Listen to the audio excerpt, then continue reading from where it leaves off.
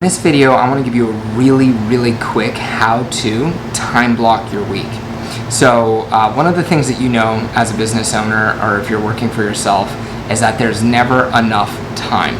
And by now you realize that time blocking is the most effective way to become productive and get the most out of your time and make sure that your business does not steal your life. Right? We did not start businesses so that we could be slaves. We started our own business so we didn't have to work for somebody else. And so mastering your time is essential so that you get the freedom and the success that's important to you in business in the first place. So first of all, before we do this, really recognize how valuable your time is. That time is the most valuable asset that you have, period, bar none. You cannot replace it with money.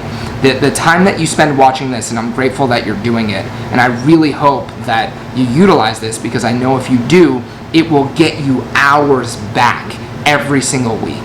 5 to 10 hours back a week if you utilize these principles. But our time is so precious, and it's the one thing we all wish we had more of. But since we don't know how to get more time, we can utilize our time more effectively. So commit yourself to mastering your time management. It will make you more money, and then you'll be able to do with that money what you got into business for in the first place, right? Give you that freedom or to have the impact that you want to have. Okay, so commit yourself to that. Second thing is know what your priorities are. So create a list of your priorities for your business, and these should be your revenue generating activities. What are the actual priorities in your business that drive money through your business? Okay, most of us spend so much time dabbling in things that are completely inefficient. I know from the majority of business owners that I coach, there's between 3 and 5 activities that actually drive revenue. What are they for you? Write them down. Outside of your business, what are your priorities outside of your business? Write them down. So that now we have a list of your priorities, we know where we need to, what we need to time block, rather. So once you have your list of priorities, I like to start by creating how my day is going to start and how my day is going to end right away.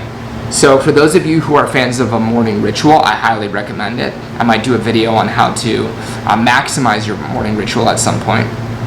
But put your morning, block that time off for yourself. Set intention for the day. At the same time, block off the end of your workday. When do you stop working and leave work behind? Okay, so you're going to want to block off the beginnings and the ends of your workday. The other thing that you're going to want to do, in addition to creating those blocks, is to put in time for the things that you know are going to happen, like meals, for example. Okay, so once you've created those blocks, the morning, the evening, the meals as well, now it's time to go through and put in your key activities. Now, one of the things that I want to point out to you is the purpose of time blocking is to allow for 2 different types of focus. The first is deep focus. If you've read Cal Newport's book on deep focus, when you give tasks deep concentration and deep focus, you open up so much more of your resources internally. So there's deep focus and there's light focus. And so for certain tasks, maybe content creation, for example, if you're a business owner in 2020, you need to create content, period.